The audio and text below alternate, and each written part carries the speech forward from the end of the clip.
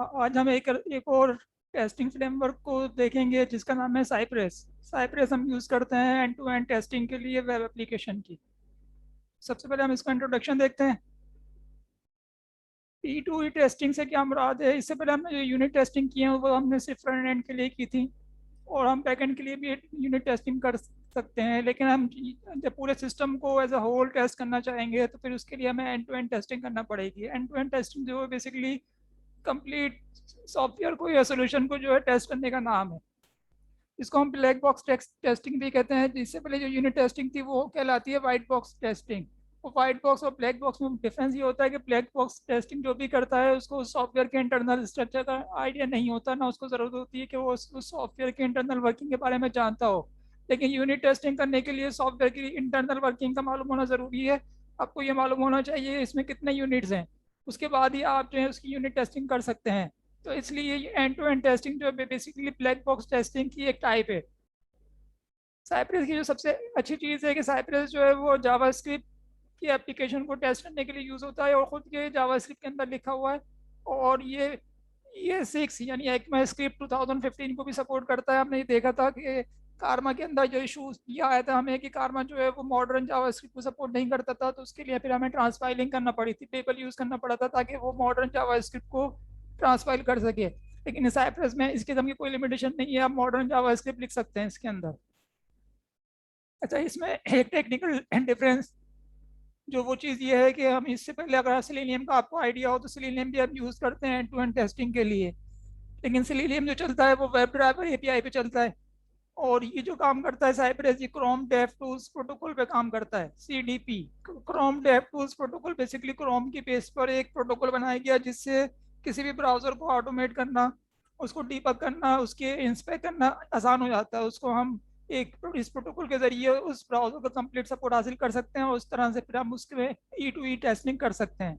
तो ये दो डिफरेंट कंप्यूटिंग पैराडाइम्स हैं जिसकी मदद से हम E2E टेस्टिंग कर सकते हैं, जिसमें एक जो है सेलेनियम का वेब ड्राइवर है और दूसरा क्रोम का डेव टूल्स प्रोटोकॉल है। अच्छा, क्रोम का डेव टूल प्रोटोकॉल की लिमिटेशन ये है कि अभी तक सफारी इसको सपोर्ट नहीं करता है, तो इसीलिए जो साइप्रस है वो क्रोम, फायरफॉक्स और एज में तो चलेगा, लेकिन सफारी में और इंटरनेट एक्सप्लोरर में नहीं चलेगा। ये इसकी एक लिमिटेशन है। अब हम आते हैं इसकी इंस्टॉलेशन की तरफ। इसकी इंस्टॉलेशन बहुत आसान है। बेसिकली तो ये डेस्कटॉप एप्लीकेशन है जिसको हमें अपने कंप्यूटर में इंस्टॉल करना होता है। लेकिन इसको इंस्टॉल करने के लिए हम उसको एज NPM पैकेज के जरिए इंस्टॉल करेंगे, जिस तरह के नॉर्मल NPM पैकेज इंस्टॉल करते हैं। और जो साइप्रस की बाइनरी है वो बेसिकली NPM पैकेज उस बाइनरी पर एक रैपर है, तो इसको हम डिपेंडेंसी के तौर पर इंस्टॉल करते हैं। और डिपेंडेंसी से के तौर पर इंस्टॉल करने का एक फ़ायदा ये भी होता है कि अगर हम इसको CI यानी कंटिन्यूस इंटीग्रेशन में यूज़ करना चाह रहे हैं तो फिर हमें कोई एडिशनल इंस्टॉलेशन नहीं करना पड़ेगी। हम अपने प्रोजेक्ट के जरिए ही साइप्रस को भी इंस्टॉल कर सकते हैं। तो जब हमारा पैकेज डॉट जेसन इंस्टॉल होगी उसके साथ साथ साइप्रस भी इंस्टॉल हो जाएगा उसमें। तो इसकी कमांड जो है आपके सामने है, उसमें जो सेकंड कमांड है साइप्रस ओपन, ये इससे डेस्कटॉप एप्लीकेशन जो है वो लॉन्च हो जाती है। आपका जो विंडो जो भी आपका ऑपरेटिंग सिस्टम है उसके लिहाज से जो भी बाइनरी इंस्टॉल हुई है साइप्रस की वो इस कमांड के जरिए लॉन्च हो जाएगी। अच्छा, वो किस तरह से काम करती है और क्या काम करती है इसको फिर हम आगे देखेंगे। और हम जब साइप्रस का एक प्रोजेक्ट स्टार्ट करते हैं तो वो कुछ फोल्डर स्ट्रक्चर बनाता है। वो फोल्डर स्ट्रक्चर बहुत इंपॉर्टेंट है। ये इससे पहले हमने जब देखा है unit testing sorry unit testing के अंदर, मैं अपना गला साफ करूँ थोड़ा।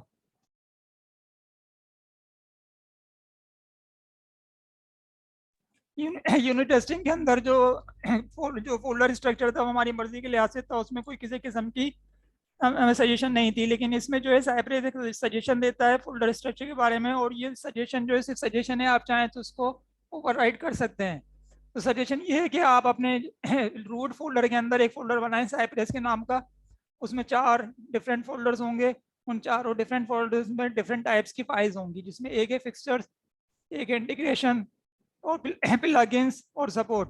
अच्छा, ये चारों टाइप क्या काम करते हैं ये हम देखते हैं।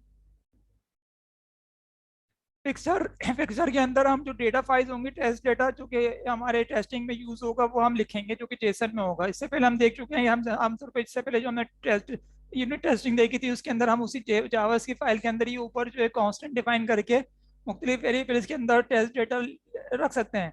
लेकिन इसमें ये सजेस्ट करते हैं कि आप अपना डेटा जेसन के अंदर एक अलग फोल्डर में रखें, ताकि वो टेस्ट के साथ इंटीग्रेट ना हो या टेस्ट के साथ मिक्स ना हो, और सेपरेशन ऑफ कंसर्न हो प्रॉपर। जो इंपॉर्टेंट फोल्डर है वो इंटीग्रेशन का है। इंटीग्रेशन के फोल्डर के अंदर जितनी भी हमारी टेस्ट फाइल्स हैं वो सब रखी जाएंगी। फिर इसके बाद जो एक और फोल्डर है वो प्लगइन्स का है। प्लगइन्स से क्या क्या आता है प्लगइन्स का, इसमें कॉन्टेक्स्ट या टॉपिक वही है जो कि हम इससे पहले देख चुके हैं वेब के अंदर और कारवा के अंदर। तो ये जो हमारा जो साइप्रेस का फ्रेमवर्क है, अगर उसको हम एक्सटेंड करना चाहते हैं, इसके इंटरनल्स को थोड़ा सा मॉडिफाई करना चाहते हैं, तो उसके लिए हमें कोई ना कोई प्लगइन यूज करना होगा। हम आगे देखेंगे एक प्लगइन किस तरह से हमें एक प्लगइन की जरूरत पेश आएगी। उसके बाद है सपोर्ट फाइल। सपोर्ट फाइल से मुराद ये है कि कोई अगर आपको सेपरेशन ऑफ कंसर्न करना है और उसमें कुछ रियूजेबल चीज़ें हैं उसको आप अलग रखना चाह रहे हैं, तो उसको आप सपोर्ट फाइल के जरिए अलग रख सकते हैं। तो बेसिकली इस फोल्डर स्ट्रक्चर का मकसद ये है कि आपका कोड या आपके जो यूनिट आपके जो टेस्ट हैं वो बिल्कुल क्लीन हो, उसमें सेपरेशन ऑफ कंसर्न हो, और जो रिलेटेड चीज़ें हैं वो अलग अलग फोल्डर में रखी हों। तो ये फोल्डर स्ट्रक्चर था। फोल्डर स्ट्रक्चर जब बन गया उसके बाद हम आते हैं इस तरफ के टेस्ट का स्ट्रक्चर क्या होगा। अगर हम एंड टू एंड टेस्ट लिखना चाह रहे हैं साइप्रेस यूज करते हुए, तो हम उसको किस तरह से लिख सकते हैं। इसमें सबसे अच्छी चीज़ ये है कि इसका टेस्ट का स्ट्रक्चर अगर आप देखें और आपको मौका की प्रेजेंटेशन याद हो, तो ये बेसिकली मौका में ही हम इसके टेस्ट लिखते हैं। तो इसके टेस्ट लिखने के लिए हमें किसी और लैंग्वेज को या फ्रेमवर्क को सीखने की जरूरत नहीं है। जो मौका का सिंटैक्स है वही हम इसमें यूज़ कर सकते हैं। और मौका का सिंटैक्स मैं आपको थोड़ा सा वो करता हूँ, रिवाइज कर देता हूँ। उसमें डिस्क्राइब से हम एक सेक्शन डिफाइन करते हैं, टेस्टिंग का सेक्शन। और इट यानी इंडिविजुअल टेस्ट के जरिए हम एक इंडिविजुअल टेस्ट लिखते हैं जिसमें कि असर्शंस होती हैं, जो असर्शन ये डिसाइड करती हैं कि ये टेस्ट क्लियर है या फेल है। अच्छा, अब इसमें कॉन्टेक्स्ट का जो वर्ड है वो बेसिकली डिस्क्राइब ही का एक अल्टरनेट फॉर्म है। आप चाहे तो डिस्क्राइब यूज करें, चाहे तो कॉन्टेक्स्ट यूज करें। इसी तरह स्पेसिफाई जो है वो इट का एक अल्टरनेट फॉर्म है, एक बीटीडी फॉर्म में और एक जो है टीडीडी फॉर्म में, टेस्ट ड्रिवन डेवलपमेंट वाले फॉर्म में। अच्छा, इसमें एक और अच्छी चीज़ ये है कि ये भी हुक्स प्रोवाइड करता है जिस तरह के मौका हुक्स प्रोवाइड करता है। और इसमें वही हुक्स हैं जो कि मौका के बिफोर, बिफोर ईच आफ्टर, ये और ये इसकी लॉज सिमेंटिक्स भी वही है जो कि मौका में थे कि अगर हमें कोई ऐसा काम करना है जो हर टेस्ट से पहले करवाना है तो हम उसको बिफोर ईच में रखेंगे, और हर सेक्शन से पहले करवाना है, एक दफ़ा करवाना है तो उसको बिफोर में रखेंगे, और अगर हर सेक्शन के बाद हर हर इंडिविजुअल टेस्ट के बाद करवाना है तो उसको आफ्टर ईच में रखेंगे, और एक सेक्शन के बाद करवाना है तो उसको आफ्टर में रखेंगे। यहाँ तक कोई सवाल?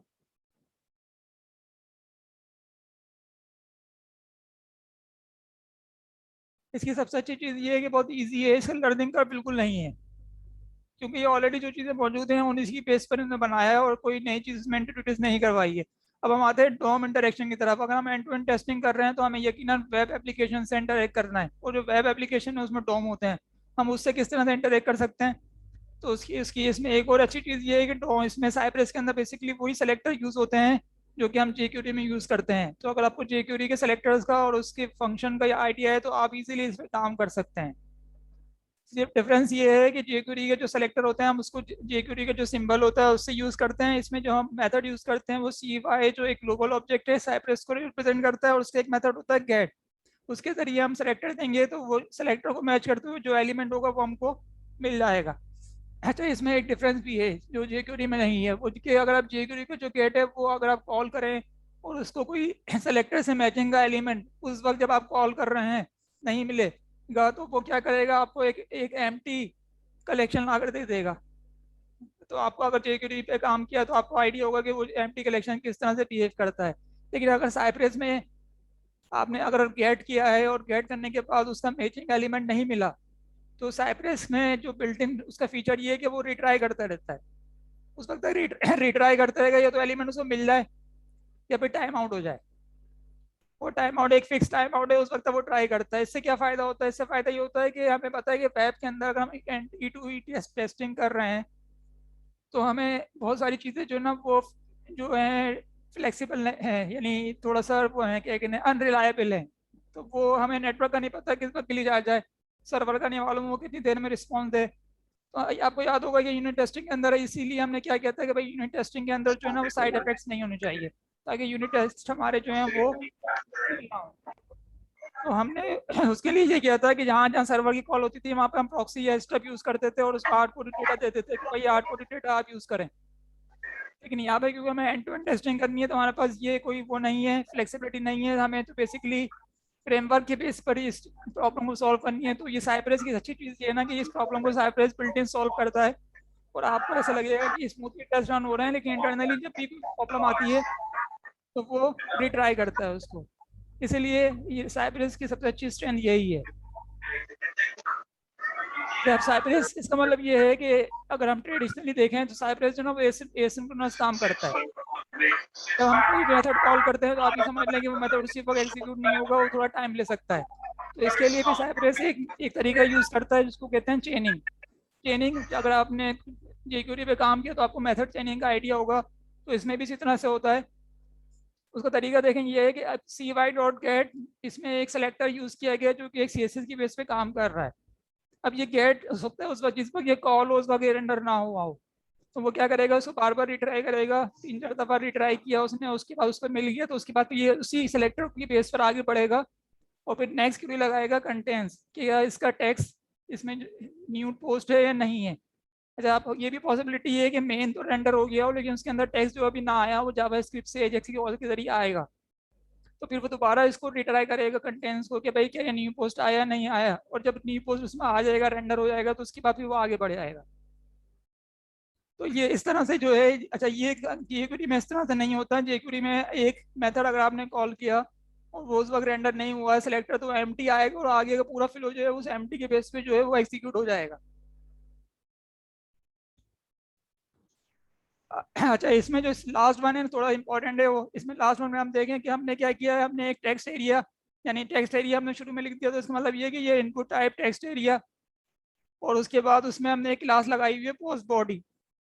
इस सेलेक्टर के जरिए हमने एक स्पेसिफिक टेक्स्ट एरिया उठाया और उसमें कहा इसमें टाइप कर दो this is an excellent post. अभी जैसे ये कोड एग्जीक्यूट होगा तो वो टेक्स्ट एरिया के अंदर ये मैसेज आ जाएगा, ये टेक्स्ट आ जाएगा। अब ये तो एक सिंपल एग्जांपल था कि हम किस तरह से यूआई को जो है वो मैनिपुलेट कर सकते हैं, यूआई को किस तरह से कंट्रोल कर सकते हैं साइप्रस यूज करते हुए। अब हम फर्ज करें, हम हमारे पास मुख्तलिफ ऑप्शन होते हैं, मुख्तलिफ चीज़ें हमें डोम एलिमेंट के साथ करनी होती हैं। हम इनमें से कुछ करना चाहते हैं तो उसके लिए ऐसा मेथड दे रखे हैं, ये मेथड हैं जो कि हम यूज़ कर सकते हैं किसी भी डोम एलिमेंट के साथ, यानी HTML फॉर्म एलिमेंट जो है उनके साथ हम ये यूज़ कर सकते हैं, जिसमें ब्लर है, फोकस है, क्लियर। क्लियर जो टेक्स्ट और टेक्स्ट एरियाज हैं उसके जो है टेक्स्ट जो लिखा हुआ उसको क्लियर कर देगा। चेक अनचेक, जो हमारे चेक बॉक्सेस हैं उसको चेक और अनचेक करेगा।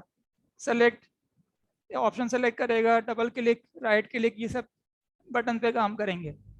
तो इस तरह से एक इस बहुत ही स्मॉल वे में, बहुत ही सिंपल वे में जो है डोम की इंटरेक्शन उन्होंने देखी है कि अगर आप टेस्ट के अंदर डोम की इंटरेक्शन करना चाहें तो कर सकते हैं। इसमें कोई सवाल? ठीक है, हम आगे बढ़ते हैं, असर्शन पे आते हैं। असर्शन भी आपको याद होगा, हमने चाय पढ़ी थी जिसमें असर्शन थी, 3 टाइप की असर्शन थी उसके अंदर। तो इसके अंदर भी असर्शंस होती हैं, और इसमें अच्छी बात यह है कि इसकी जो असर्शंस होती हैं वो बेसिकली चाय पे ही बेस करती हैं। तो अगर आपको चाय का आइडिया है तो आप इसकी असर्शंस पे बहुत इजीली काम कर सकते हैं। तो मौका, चाय, ये दो चीज़ों को ये यूज़ करता है। तो बाकी क्या रह जाता है हमारे पास, एंजाइम। एंजाइम की जगह इसने क्या लगाया, एंजाइम की जगह इसने लगा दिया jQuery। तो हमारी लिस्ट और सिंपल हो गया कि हम jQuery के जरिए डायरेक्ट जो है वो डोम से इंटरेक्ट कर सकते हैं। अब क्या रहेगी हमारे पास, एक चीज़ रह गई है कारमा। तो कारमा की जगह इसने क्या दिया है, जब हम डेमो देखेंगे तो उसमें हमें देख लेंगे कि कारमा की जगह हम क्या यूज़ करते हैं। इसमें 2 टाइप के असर्शंस हैं, एक इम्प्लिसिट है, एक एक्सप्लिसिट है। इम्प्लिसिट से मुराद ये कि जितने भी इसमें एलिमेंट मेथड हैं जो कि एलिमेंट रिटर्न करते हैं, वो उसके साथ साथ एक शूट का मेथड भी रिटर्न करते हैं। उस शूट के मेथड जो बेसिकली हम यूज़ करते हैं असर्शन के लिए, उसमें हमें 2 पैरामीटर देने होते हैं। एक पैरामीटर ये है कि क्या टेस्ट करना है, प्रॉपर्टी कौन सी चेक करनी है, और उसकी वैल्यू क्या होना चाहिए। मसलन एक एग्जांपल यहाँ पे दे रखी है हमने, हैव क्लास। हैव क्लास ये बता रही है कि भाई इस बटन के ऊपर जो क्लास होनी चाहिए एक्टिव, अगर एक्टिव क्लास है तो बिल्कुल ये असर्शन सही है, अदरवाइज ये फेल है। तो हमें नॉर्मली शूट ही रिकमेंड किया जाता है कि प्रीफर्ड पे जो है वो आप शूट यूज़ करें, लेकिन कुछ केसेस ऐसे होते हैं। अच्छा, उससे पहले एक और ऑप्शन भी इसमें है कि फर्स्ट करें आपने दो दो असर्शन कंबाइन करनी है, आप चाहते हैं कि भाई 2 कंडीशन मिलेंगी तो ये असर्शन बनेगी, तो उसके लिए फिर क्या है, एंड। एंड का जो कीवर्ड है वो बेसिकली शूट को ही रीनेम किया हुआ है, शूट का सिनोनियम है। सिर्फ ये आपके टेस्ट को रीडेबल बनाने के लिए उन्होंने दिया है, तो आप शूट के बजाय बजाय आप दोबारा शूट लगा सकते हैं, शूट और एंड की जगह आप शूट और शूट लगा सकते हैं, तो वो एक ही तरह से काम करेगा। लेकिन शूट के बाद अगर आप एंड लगाएंगे तो कोड रीडेबल अच्छा हो जाएगा। तो इसमें इन्होंने दो असर्शन एक ही एलिमेंट पे वेरीफाई किए हैं। तो किसी क्लास जो है वो एक्टिव होना चाहिए और उसका एट्रीब्यूट जो है एचरेफ का वो यूजर्स होना चाहिए। तो अगर इस एंकर पर ये दोनों प्रॉपर्टीज मैच कर गई तो ये असर्शन जो है वो ट्रू हो जाएगी। अब आते हैं इधर इम्प्लिसिट। इम्प्लिसिट जो बिल्ट इन है उसमें हमारे पास कुछ हमें कुछ करना नहीं पड़ रहा, लेकिन इसमें एक्सप्लिसिट। एक्सप्लिसिट किस लिए यूज करते हैं, बाजू का ऐसा होता है कि हम जो प्रॉपर्टी है जो एलिमेंट असर्ट करना चाह रहे हैं उसमें जो हम उसकी किस डेटा मैनिपुलेशन हमें रिक्वायर्ड है कि भाई जो जो प्रॉपर्टी आ रही है उसको हमें थोड़ा सा मैनिपुलेट करके फिर वेरीफाई करना है। तो उसके लिए फिर ज़रूरी है कि हम जो है एक्सप्लिसिट असर्शन पर आए। और एक्सप्लिसिट असर्शन करने का तरीका ये है कि जो शुड है वो एक फंक्शन भी ले सकता है। उस फंक्शन के पहला पैरामीटर के अंदर वो रिटर्न कर देगा एलिमेंट, जिस एलिमेंट पे वो शूट कॉल हो रहा है। तो यहाँ पर आपको वो एलिमेंट मिल गया। जब वो एलिमेंट मिल गया तो आप एक्सपेक्ट वाले तरीके से या शूट वाले तरीके से या असर्ट वाले तरीके से, ये तीनों जो तरीके हमें चाय के अंदर मिले थे वो तीनों में से आप जिस तरीके से चाहें असर्ट कर सकते हैं। तो अब इसमें आप देखेंगे तो ये बिल्कुल वही तरीका है जो कि हमने चाय के अंदर यूज़ किया था। सिर्फ डिफरेंस ये है कि हमें जो ऑब्जेक्ट है या जो जो एलिमेंट है वो हमें इस मेथड शूट के मेथड ने प्रोवाइड किया है। तो साइप्रस की अच्छी बात यह है कि मौका चाहे जेक्यूरी की बेस पे ये चलता है, तो इसकी लर्निंग का बिल्कुल नहीं है इसका। कोई सवाल?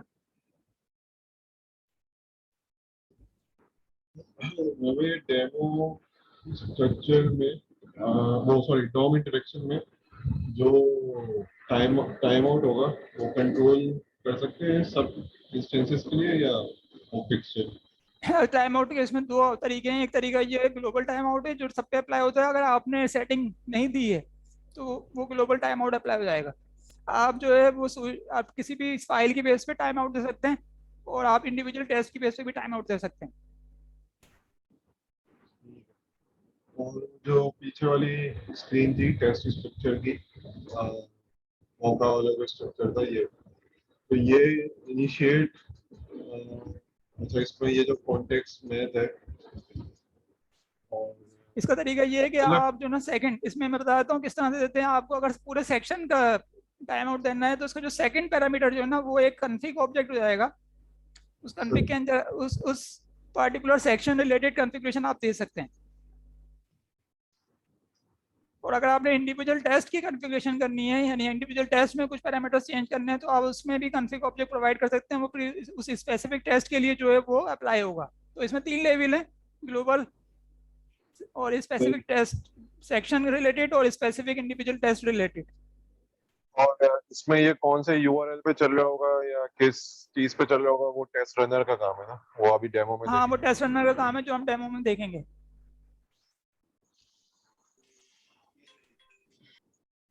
कोई और सवाल, इसमें कोई चीज समझ में आई हो तो बताएं।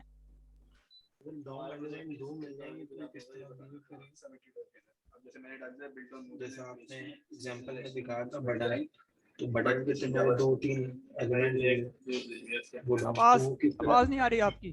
मैं कह रहा हूँ कि अगर डॉम के एलिमेंट दो दो मिल गए तो ये किस तरह बिहेव करेगा। यानी जैसे आपने आपने सिलेक्टर लगाया और उसमें दो मिल गए। हाँ जैसे आपने पीछे बटन दिया हुआ था एक हाँ। आगे एग्जांपल में देखा था मैंने, हम्म। अगर वो बटन दो होंगे तो ये किस तरह बिहेव करेगा। इसको मैंने अभी देखा नहीं है कि ये अच्छा। अगर एक सेलेक्टर पे दो एलिमेंट मिलते हैं और उसको हम क्लिक हम्म। कॉल करें तो मेरा अपना अजम्पशन ये है वो दोनों के क्लिक अप्लाई कर देगा। ओके अजम्पशन है लेकिन ये ओके ओके। ठीक है। डेमो की तरफ चलते हैं। एक सेकंड फयाज हसन तुम लोग कुछ कह रहे हैं?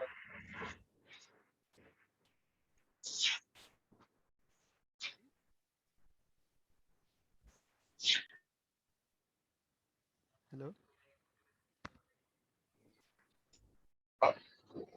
हसन कुछ ऐड करते हैं?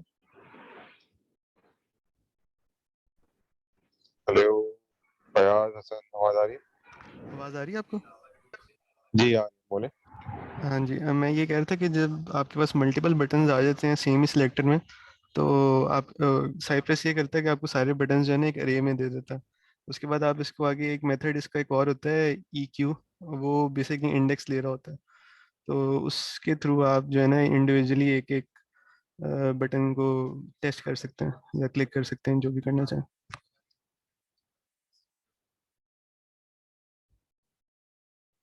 ठीक है, हम डेमो की तरफ पढ़ें।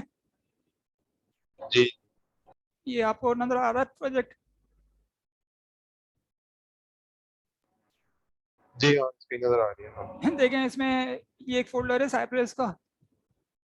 इसके अंदर पिक्चर्स का फोल्डर है जिसमें एग्जाम्पल डॉट जेसन है और प्रोफाइल डॉट जेसन है। ये जेसन फाइल जो टेस्ट प्रोजेक्ट था या सैम्पल प्रोजेक्ट था जिसको मैंने यूज़ किया उसके अंदर मौजूद थे। ये इंटीग्रेशन है। इसके अंदर मैंने दो टेस्ट लिखे हैं जो कि कैलकुलेटर की एक ऐप थी जो हमने देखी थी वेब पैक के लिए, वही यूज़ किया मैंने क्योंकि वो प्रोजेक्ट ऑलरेडी देखा हुआ था, वो मौजूद था, तो मैंने उसी के जरिए जो है इसके दो एंड टू एंड टेस्ट लिख दिए। तो इसमें बेसिकली ये फर्स्ट जो काम है, ये एक सेक्शन लिखा गया टेस्टिंग कैलकुलेटर ऐप। अच्छा, अब इसमें अच्छी चीज़ ये है कि अगर आप ये देखेंगे तो यहाँ पर जो है वो एरो फंक्शन यूज़ किए गए हैं, क्योंकि ये मॉडर्न जावास्क्रिप्ट को सपोर्ट करता है, तो इसलिए हमें जो है वो फंक्शन लिखने की ज़रूरत नहीं है। सेम ये बिफोर ईच है और इसके साथ साथ दो इंडिविजुअल टेस्ट लिखे गए। बिफोर ईच के अंदर हमने क्या किया कि भाई हर इंडिविजुअल टेस्ट से पहले आपने ये दो काम करना है। पहला काम ये करना है कि भाई cy.visit आपने विजिट करनी है ये यूआरएल। ये यूआरएल क्या है? जहाँ पर जो है एप्लीकेशन रन होगी, जो कि अभी इससे पहले इसके बाद रन की जाएगी। उसके बाद आपने क्या करना है कि ये एक सेलेक्टर है कंपोनेंट बटन का जिसमें AC लिखा हो, उसको आपने क्लिक कर देना है। ठीक है, अब ये कैलकुलेटर आपको याद हो, कैलकुलेटर में एक ऑल क्लियर का बटन होता है जिसको आप क्लिक करेंगे तो वो स्क्रीन क्लियर हो जाती है, डिस्प्ले जो है उसका क्लियर हो जाता है। तो हम हर टेस्ट से पहले ये चाहेंगे कि पिछले टेस्ट का जो आउटपुट था उसको वो क्लियर हो जाए। तो ये फर्स्ट जो इंडिविजुअल टेस्ट है वो है should add two numbers correctly, कि भाई दो नंबर्स को करेक्टली ऐड होना चाहिए। तो उसके लिए हमने क्या किया, हमने उसे ये कहा कि भाई ये जो एक सेलेक्टर है कंपोनेंट डिस्प्ले, उसको लो और उसमें पहले ये चेक कर लो शुड हैव टेक्स्ट जीरो, उसमें जो ना टेक्स्ट जीरो होना चाहिए। यानी हमने एहतियातन ये चेक कर लिया है कि डिस्प्ले पे जीरो, ऐसा ना हो कि पहले से कुछ लिखा हुआ हो और हमारा टेस्ट जो है वो उसकी वजह से फेल हो जाए। फिर हमने हमने कहा भाई कंपोनेंट बटन की एक क्लास लगी हुई है जिस पर 1 लिखा हुआ है, उसको क्लिक कर दो। फिर हमने उससे कहा भाई कंपोनेंट बटन में एक ऑरेंज की भी क्लास लगी हुई है जिसपे प्लस लिखा हुआ है, उस पर क्लिक कर दो। फिर इस तरह से हमने 2 पे क्लिक करवाया, फिर हमने इजिकल 2 पे क्लिक करवाया। ये हमने बेसिकली जो यूआई है उससे उसको साथ वो कर रहे हैं, क्या कहते हैं, एक्टिव कर रहे हैं या तो 1 + 2 = क्या आना चाहिए, 3 आना चाहिए। तो हमने इससे कहा कि ठीक है भाई आप डिस्प्ले पे जो है ना शुड हैव टेक्स्ट 3 का टेक्स्ट होना चाहिए। अब अगर ये सही का लॉजिक सही लगी हुई है तो वो 3 आ जाएगा वहां पर। अब चाहे इसमें देखें, अगर फर्ज कर लें कि ये जो लॉजिक है हमारे पास बैक एंड पर हो, तब इसको इससे कंसर्न नहीं है कि लॉजिक के लिए फ्रंट एंड जो है कहाँ जा रहा है। अगर अपने फंक्शन से कैलकुलेट कर ले तो वेल एंड गुड। अगर वो किसी बैक एंड को डेटा देखिए उससे लेकर आगे दिखाता है तो उसका कंसर्न ये है कि भाई यूआई पे जो है ये इन्फॉर्मेशन आनी चाहिए, कहाँ से आ रही है उसका कंसर्न नहीं है। तो ये एक टेस्ट हो गया। अब इसी की बेस पे दूसरा टेस्ट बनाया गया जिसमें ये सबसे पहले ये कहा गया कि भाई जो डिस्प्ले है उसमें 0 कर दो, उसके बाद 7 प्रेस करो, फिर माइनस प्रेस करो, फिर 3 प्रेस करो और फिर = का बटन प्रेस करो। इसमें 3 इसलिए लिखा मैंने, बेसिकली 4 होता है लेकिन 3 इसलिए लिखा था कि हम एक सक्सेस देख सकें और फेल देख सकें, ताकि हम इसके यूआई को देख सकें किस तरह से ये काम कर रहा है। इसमें कोई सवाल?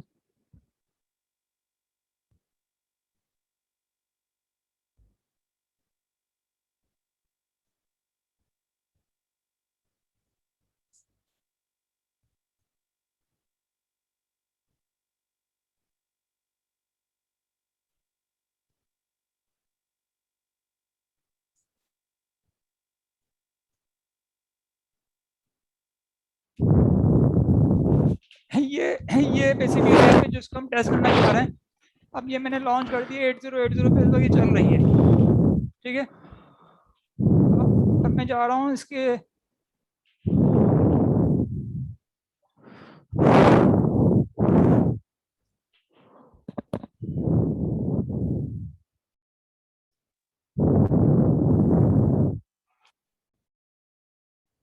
अब मैं साइप्रस ओपन कर रहा हूँ। साइप्रस की जो डेस्कटॉप एप्लीकेशन है जो कि npm पैकेज के जरिए इंस्टॉल हुई है उसको मैं ओपन कर रहा हूँ।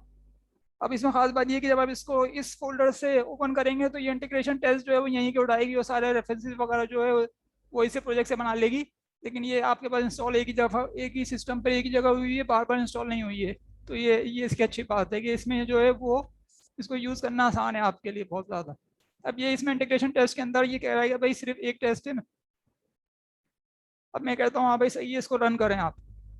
इसने अपना प्रोसेस स्टार्ट कर दिया। ये बेसिकली जो काम कारमा का था वो यहाँ पर हो रहा है। जो ऐप बनी हुई है, डेस्कटॉप ऐप बनी हुई है, ये बेसिकली वही काम कर रही है, लेकिन इसको काम करने का तरीका डिफरेंट है। इसने दोनों टेस्ट एग्जीक्यूट कर दिए और एक को उसने कहा कि हाँ भाई शुड ऐड 2 नंबर्स करेक्टली, ये तो क्लियर है। लेकिन ये वाला जो है ना ये फेल हो चुका है, शुड सब्ट्रैक्ट 2 नंबर्स करेक्टली। अच्छा फेल क्यों हुआ है, उसकी रीजन उसने बता दिया कि भाई 3 होना था, लेकिन 3 का आप कह रहे थे, लेकिन यहाँ पे जो है ना 4 आया है। अच्छा इसकी खास बात है टाइम ट्रेवल। अगर हम देखें तो हम मैं जैसे जैसे यहाँ पे ऊपर लेके जाऊंगा तो जो यूआई है उसको ये चेंज करते रहते, भाई इस स्टेप पे 0 था, यहाँ पे मैंने ये बटन प्रेस किया 7 का, अब इसने दिखा दिया कि 7 पे ये 7 प्रेस हुआ है तो यहाँ पर 7 आ गया। फिर मैं यहाँ पर आया तो उसने कहा भाई ये वाला बटन क्लिक हुआ है, प्लस का बटन क्लिक हुआ है, ठीक है भाई। फिर मैं और आगे आऊँगा तो इसने कहा 3 पे 3 क्लिक हुआ है, ऊपर उसने दिखा दिया कि भाई 7 के बाद स्टेट चेंज हो गई है, 3 हो गई है। अब ये बता रहा है कि जब इजिकल टू का बटन प्रेस हुआ है तो स्टेट जो हुई है वो 4 हुई है। उसने फिर आगे बता दिया कि भाई एरर यहाँ पर किस लिए आया है, इस लाइन पर आया है, इस लाइन पर एरर आया है, 24 पर एरर आया है, शुड हैव टेक्स्ट 3। ये असर्शन जो है फेल हो चुकी है। इसमें कोई इशू कोई प्रॉब्लम?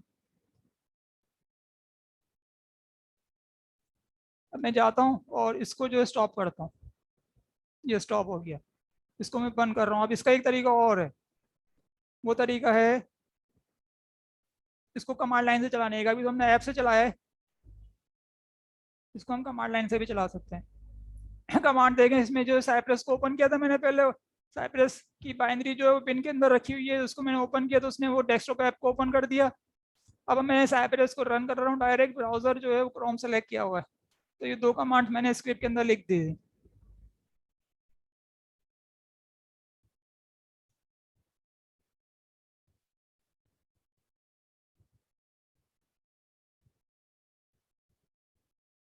ये वाला जो मेथड है ये हम यूज़ करते हैं जब हम इंटीग्रेशन करते हैं, कंटिन्यूस इंटीग्रेशन। उसमें ज़्यादा बात है फिर हम इस तरह से डेस्कटॉप ऐप को मैनुअली यूज़ नहीं कर सकते, फिर हम जो है वो कमांड लाइन से करते हैं उसमें काम। तो इसने ये दे दिया क्या इसका रिजल्ट क्या आया है, उसने कहा भाई टेस्टिंग कैलकुलेटर ऐप, जिस तरह के मौका में आपको याद है किस तरह से वो रेंडर करता है result, should subtract 2 numbers correctly, ये फेल हो चुका है। ये वाला जो है पास हो गया है, ये वाला जो है फेल हुआ है। और इसने कहा ये एक्सपेक्टेड ये था, और जो है एक्चुअल में ये आया है। ये इसने रिजल्ट दे दिए सारे, ये 2 टेस्ट थे, एक पास हुआ है एक फेल हुआ है, और ये स्क्रीनशॉट दे दिए, ये इसकी वीडियो दे दी है। वीडियो जो है वो कह रहा है यहाँ पर रखी हुई है। इसमें इस वाले मोड में जो ये काम ये करता है कि ये स्क्रीनशॉट भी लेता है और वीडियोस भी लेता है, ताकि अगर आप जिस वक्त आपने टेस्ट रन किए, आप चले गए, फिर आप आते हैं घंटे 2 घंटे बाद, आप 2-3 टेस्ट फेल हुए तो आपको देखना है कि भाई उस वक्त हुआ क्या था जब टेस्ट फेल हुए थे, तो आपको वीडियोस मिल जाएंगी जिसको आप देख सकते हैं।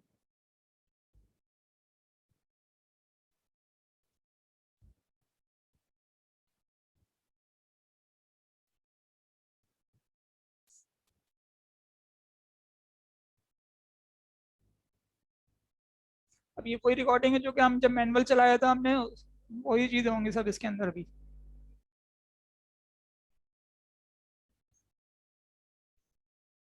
ठीक है, तो इस तरह से आपको आइडिया हो जाएगा कि ये टेस्ट जो है किस जगह पर आकर फेल हुआ है। यहाँ तक कोई सवाल?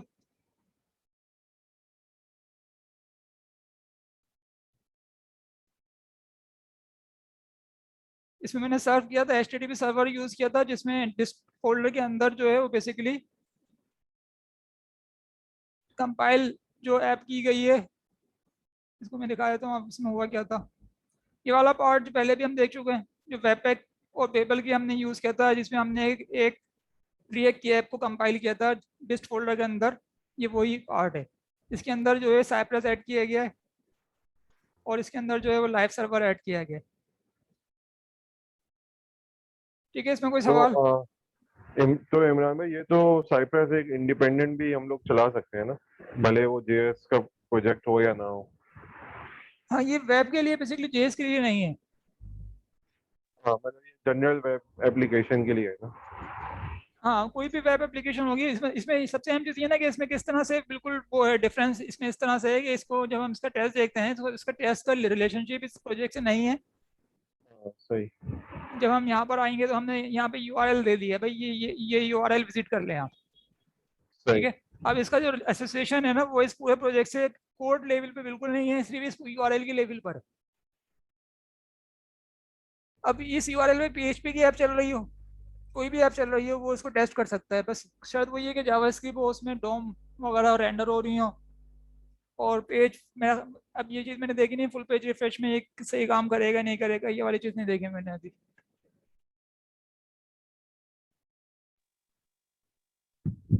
इमरान भाई, मेरा क्वेश्चन है इसमें एसिंक ऑपरेशंस हम किस तरह से हैंडल कर सकते हैं? लेट्स से एक जनरल एग्जांपल, एक साइन इन पेज का एंड टू एंड फ्लो चलाना है मुझे। तो डॉम में मैंने यूजर नेम पासवर्ड एंटर कर दिया, ठीक है। अब उसके बाद मुझे सर्च करना है कि एपीआई कॉल जारी हो, और एपीआई कॉल का रिस्पांस में जो टोकन आया है वो मैं कहीं सर्च कर लूँ कि सेक्शन स्टोरेज या कहीं मैंने सपोज सेव करवाया है। तो अब इसमें एपीआई कॉल का वेट अगर मुझे करना है तो वो किस तरह से कर सकते हैं? इसमें सिंपल टाइम आउट्स पे हम, मतलब वो चेक करता रहेगा स्टोरेज या क्या होगा? देखिए, इसमें एंड टू एंड टेस्टिंग का जो बेसिक पर्पस है, और ब्लैक बॉक्स टेस्टिंग का जो बेसिक पर्पस है, वो ये है कि आपको सिस्टम के इंटरनल स्ट्रक्चर के बारे में कोई अवेयरनेस नहीं है। तो अगर आप सिस्टम की इंटरनल इंटरनल चीज़ें देखने जा रहे हैं, फिर आप एंड टू एंड टेस्टिंग नहीं करेंगे उसकी, फिर आप इंटीग्रेशन टेस्टिंग करें। तो इमरान भाई, वो प्रॉमिस के केस में नहीं, जैसे आवेद ये बोल रहे हैं कि अगर एपीआई कॉल गई है तो हमें वेट लगाना है, तो आई थिंक ये क्वेश्चन होगा कि वेट किस तरह लगा सकते हैं हम लोग। देखें, अभी मिसाल में देता हूँ, यहाँ पर इसी जो यूनिट टेस्ट लिखा हुआ है, जो टेस्ट लिखा हुआ है यहाँ पर, इसमें देखें, यहाँ पर है content is equal to click. ठीक है।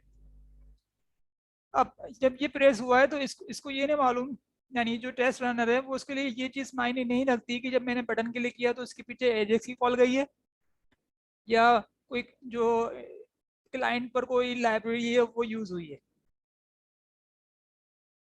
या हम एप्लीकेशन यहाँ का पे, इंटरनल मैटर है। मतलब हम यहाँ पे सिंपल वेट कर सकते हैं कि कुछ सेकंड्स के बाद जो है ना, या ये रीट्राई करता रहे जब तक कि उसको इक्वल की कंडीशन ट्रू ना हो जाए हाँ, इसमें क्लिक जो करने चीज़ के है ना, वो बाद। जो चीज़ हम कर सकते हैं वो ये है कि ये कंटेंट्स, वो ये देखेगा भाई कि इसको क्लिक कर रहा, हमने क्लिक कर दिया, कॉल चली गई। अब कॉल चलने के बाद जो है हैव टेक्स्ट जो है 3 नहीं होगा, वो ये यहाँ पे भी आ जाएगा, उसको कंपोनेंट डिस्प्ले मिलेगा, वो कहेगा हाँ भाई कंपोनेंट डिस्प्ले ये लो, वो हमें दे देगा। फिर हम उनसे कहेंगे भाई शुड हैव टेक्स्ट 3। तो इस पे वो देखेगा तो वो कहेगा भाई अभी वेट करेगा इस पे, जिस पर वो मैच करने जाएगा ना, फेल हो गया, तो उसको पता है कि भाई ये हो सकता है अभी कोई पीछे ऐसी कॉल गई हो, कोई एसिंग काम हो रहा हो, तो मुझे इस पे वेट करना है, रिट्राई करनी है। अब उसका रिट्राई का जो भी एक फिक्स टाइम है, उसमें अगर वो आ जाता है रिस्पॉन्स तो उसको पास कर देगा, अगर उस पर रिस्पॉन्स नहीं आया तो उसको फेल करेगा। जब उसको फेल करेगा तो आप उसको देखेंगे, आप उसको देख के उसको एनालाइज करके आप अंदाजा करेंगे यार यहाँ पे जो टाइम आउट हो रहा है, ये एपीआई जो ना ज़्यादा टाइम ले रही है, तो मुझे इसका टाइम आउट बढ़ाना है। तो फिर आप स्पेसिफिक इस इंडिविजुअल टेस्ट के लिए टाइम आउट बढ़ा सकते हैं। उस केस में फिर वो इस टेस्ट में जो अपना टाइम आउट है वो ज़्यादा रखेगा, तो आपका फिर वो टेस्ट क्लियर हो जाएगा। ठीक है। बेसिकली जैसे इमरान भाई ने जो डिफरेंस बताया था ना जे क्वेरी में, कि इसमें ऑटोमेटिकली वो वेट कर ही रहा है एक पर्टिकुलर टाइम के लिए। तो एपीआई नॉमिनल टाइम में अगर रिस्पॉन्स दे रही है तो वो इसके वेट से भी चल जाएगा, लेकिन अगर वो बहुत ज़्यादा टाइम ले रही है, कोई बड़ी एपीआई है, तो हम लोग फिर टाइम आउट बढ़ा सकते हैं इसका। और फिर वो सिप्रेस का अपना वेट का फंक्शन भी होता है, उससे आप 5 सेकंड के लिए खुद भी वेट डाल सकते हैं अगर बहुत बड़ा कुछ है अलग से। अच्छा, ये इसके इसकी यूटिलाइजेशन कहाँ पर है, हम इसको किस तरह से अपने प्रोजेक्ट के अंदर यूज कर सकते हैं? तो मैंने एक आपको पता है कि हम जब वेब एप्लीकेशन पे काम कर रहे होते हैं उसमें एक छोटी सी भी चेंज करते हैं ना, तो पीएम कहते हैं अभी रुको, इसके स्मोक टेस्ट होगा पहले, स्मोक टेस्ट होने के बाद फिर ये डिप्लॉय होगा। तो फिर क्यूए बैठकर जो है वो घंटे 2 घंटे तक बैठ के जो है उस पूरे सारे टेस्ट केसेस को रन करते थे, स्मोक टेस्ट, उसके बाद कहते थे हाँ भाई सही है, सही चल रही है एप्लीकेशन। तो मेरा अपना अंदाजा है कि एटलीस्ट हम स्मोक टेस्टिंग जो है ना वो कर सकते हैं टू एंड टेस्टिंग के जरिए।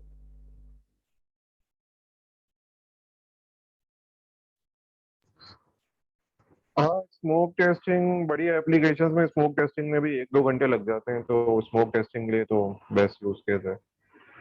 तो अच्छी सेलेनियम चीज़ का ये कि इसको अल्टरनेट लिखना भी बहुत बोल आसान सकते हैं है, ना? समझना और लिखना बहुत आसान है, बहुत सिंपल है, कोई इसमें ज़्यादा कॉम्प्लेक्सिटी नहीं है इसको काम करने में। अच्छा इमरान भाई, हम्म। एक सवाल ये कि सेलेनियम वगैरह अलग से तो इंस्टॉल करना पड़ता है इसके लिए, ये खुद ही कर लेता है?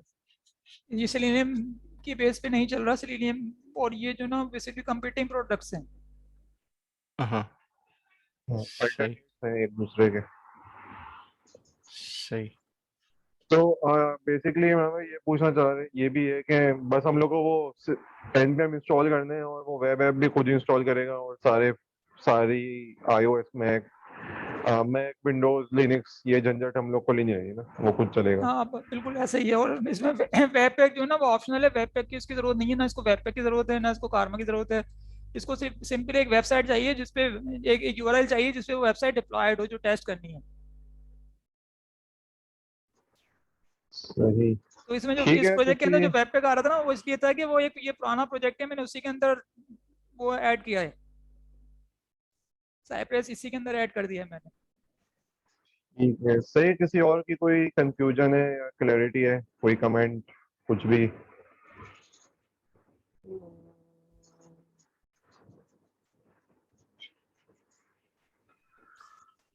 वैसे रिएक्ट में हम लोग ना RTL यूज करते हैं इसे कंपोनेंट को टेस्ट करने के लिए।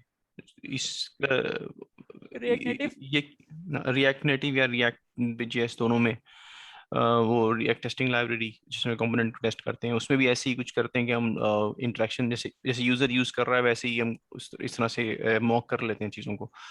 वो ये कंपैरेटिव एज ये क्या देता है, मतलब कब RTL यूज करें कब साइप्रेस यूज करें? आरटीएल जो है वो रिएक्ट नेटिव के लिए, रिएक्ट के लिए, ये बताएं ये दोनों के नहीं, लिए। दोनों के लिए।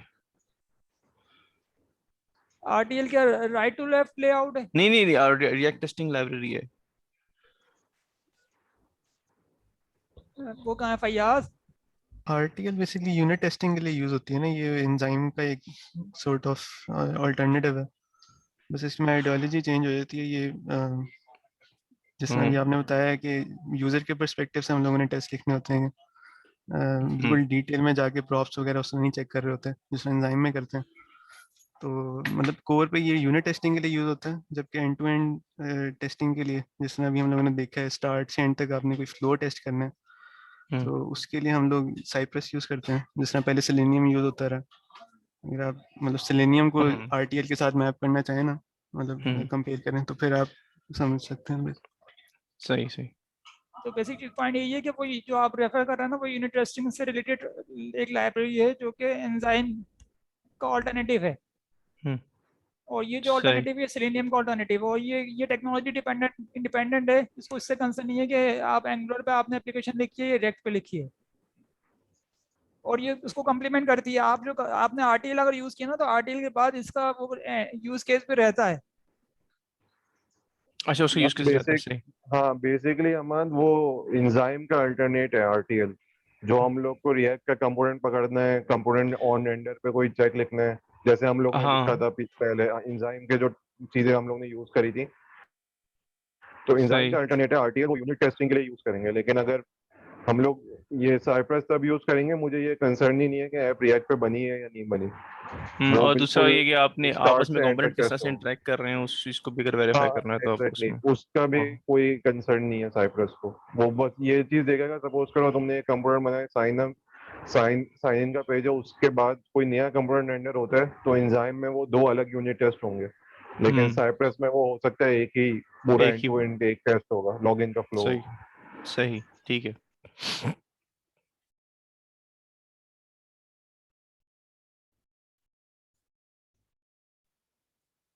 मेरा एक छोटा सा सवाल था इमरान भाई, हमारे पास जब हम सिलेनियम पे टेस्ट केसेस लिखते हैं तो उसकी कुछ बेस्ट प्रैक्टिसेस होती हैं, जैसे आपको पेज ऑब्जेक्ट मॉडल यूज करना है या किस तरह से अपने फंक्शंस को डिफाइन करना है। साइप्रस में हमारे पास क्योंकि जो इसकी डॉक्यूमेंटेशन है उसमें फंक्शंस डिफाइंड तो हैं, लेकिन जो बेस्ट प्रैक्टिसेस इसकी फॉलो करने वाली होती हैं उसके लिए कोई लाइक रीडेबल मटेरियल अवेलेबल है आपके पास, तो आप प्लीज शेयर कर दिएगा। वो उनकी वेबसाइट पर ही ऑलरेडी, या अगर साइप्रस की वेबसाइट पर आप चाहेंगे तो उन्होंने जो है वो कंप्लीट अपनी जो क्या कहेंगे उसको, जितने भी डॉक्यूमेंट्स हैं उसके अंदर ये चीज़ हर जगह पे नरेट की हुई है कि इस जगह पे आप ये वाली प्रैक्टिस यूज़ कर सकते हैं। ठीक है। तो वो आपकी वेबसाइट से उनको मिल जाएगा, आपको सारी इन्फॉर्मेशन। और वैसे आज मेरा दूसरा दिन है साइप्रस पे, मैंने कल से देखना शुरू किया है इसको। सही है। क्योंकि इसकी वेबसाइट अभी मैं अपनी लर्निंग के लिए इसकी वेबसाइट को ही गो थ्रू करी थी, तो उसमें जो नोट्स वगैरह थे उसमें इन्होंने काफ़ी लाइक एग्जांपल्स वगैरह शो की हुई थी। लेकिन जैसे अभी आपने भी ये बिफोर ईच वाला फंक्शन और इट के साथ इसको दो फंक्शंस को अलग अलग पूरा एक टेक्स्ट लिखा हुआ है, तो मैं उस तरह से पूछना चाह रही थी कि अपने टेस्ट केसेस को बेहतर लिखने के लिए कोई फॉर्मेटिंग के कोई लाइक एग्जांपल्स वगैरह इनकी अगर हों तो। लेकिन जो आप जो बात करेंगे ना वो स्ट्रक्चर की बात करेंगे, फर्ज करेंगे दो दो टेस्ट लिखे गए हैं, ये एक टेस्ट में भी हो सकता था ये काम। ठीक है, तो उसके लिए वो हमारा जो जो वो लिखा था, क्या कहते हैं, जो डिस्कस किया था हमने, वो था BDD, बिहेवियर ड्रिवन डेवलपमेंट। तो BDD के अंदर जो है ना, यूजर एंड यूजर के पर्सपेक्टिव से हम टेस्ट लिखते हैं। अब एक UI अगर आपके सामने, एक पेज आपके सामने है, तो आप भी देखेंगे वो यूजर को कौन कौन से फीचर्स प्रोवाइड कर रहा है। फर्ज करें उसमें दो फीचर हैं, एक फिल्टर का और एक सॉर्ट का है। तो फिर आप उसके दो सेक्शन बनाएं, एक सॉर्ट एक फिल्टर। अब उसके अंदर सॉर्ट में दो ऑप्शन आ रहे हैं, तो आप उसके दो इंडिविजुअल टेस्ट बनाएं, सॉर्ट असेंडिंग सॉर्ट डिसेंडिंग। तो ये BDD में इस तरह से किया जाता है कि जब टेस्ट रन हो तो वो यूज केसेस या यूजर स्टोरीज जो हैं उसके साथ मैच कर रहा हूँ। सही है। इसका ताल्लुक जो है वो किसी टेस्टिंग फ्रेमवर्क से नहीं है, ये टेस्टिंग फ्रेमवर्क से ऊपर की चीज़ है। आप देखें, अगर हम मौका की बात कर लें तो मौका जो है वो कह रहा है कि भाई मैं BDD फॉलो करता हूँ, तो इसका मतलब है उसने वो चीज़ BDD पे छोड़ दी है कि अगर आपने ये वाली चीज़ें डिस्कस करनी है या डिसाइड करनी है तो आप BDD को फॉलो करेंगे, ना कि आप मौका से ही सवाल पूछेंगे।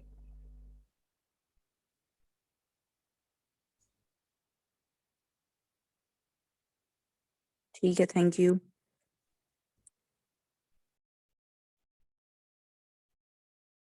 बाकी इसको देखें, एक्सप्लोर करें और प्रोजेक्ट में यूज़ करें, बहुत अच्छी चीज़ है। तो इसमें एक लिमिटेशन यही है कि सफारी की सपोर्ट नहीं है। मुझे ये काफ़ी आगे जाके पता चला कि सफारी की सपोर्ट नहीं है, तो उस वक्त तक काफ़ी देर हो चुकी थी। मेरा ख्याल में कोई यूज़ कर रहा है, ऑडियंस में से कोई यूज़ कर रहा है, तो वो इस बारे में भी कुछ अपने कमेंट्स दें। हसन, अलवीना, आपने यूज करा शायद, हसन खालिद।